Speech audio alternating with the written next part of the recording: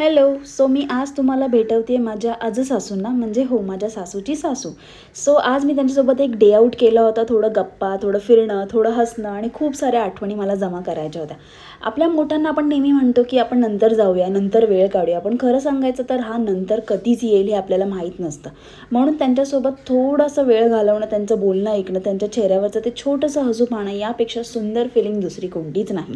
So मी आजींना घेऊन मस्त असं बाहेर पडली होती. छान त्यांना मंदिरात जायला आवडतं. सो मंदिरात गेलेलो मस्तपैकी तिथे. आणि पहिली गोष्ट, आमच्या आजीला चमचमीत खायला तर अगदीच खूप मनापासून आवडतं. सो आम्ही मस्त पाणीपुरी, दहीपुरी याचा आस्वाद घेतला आणि त्यांच्यासोबत मला वेळ घालवायला खरंच खूप मज्जा आली. मला त्यांचं आयुष्य, ते जेव्हा गोष्टी काही सांगत असतात त्यांच्या नजरेतनं मी त्यांचं आयुष्य बघत असते नेहमी, की किती स्ट्रगल केला, की खूप गोष्टी अनुभवल्या आणि खरंच इतक्या सुंदर पद्धतीने त्यांचं आयुष्य अजूनही त्या जगतात.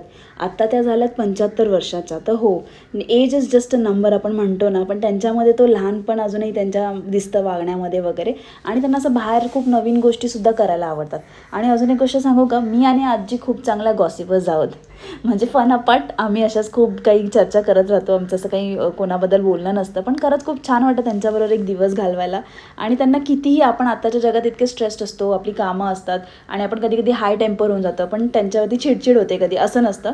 पण त्या नेहमी समजून घेतात. त्या तितक्याच आपल्याला परत जवळ करतात आणि गोष्टी आपल्या समजून घेतात.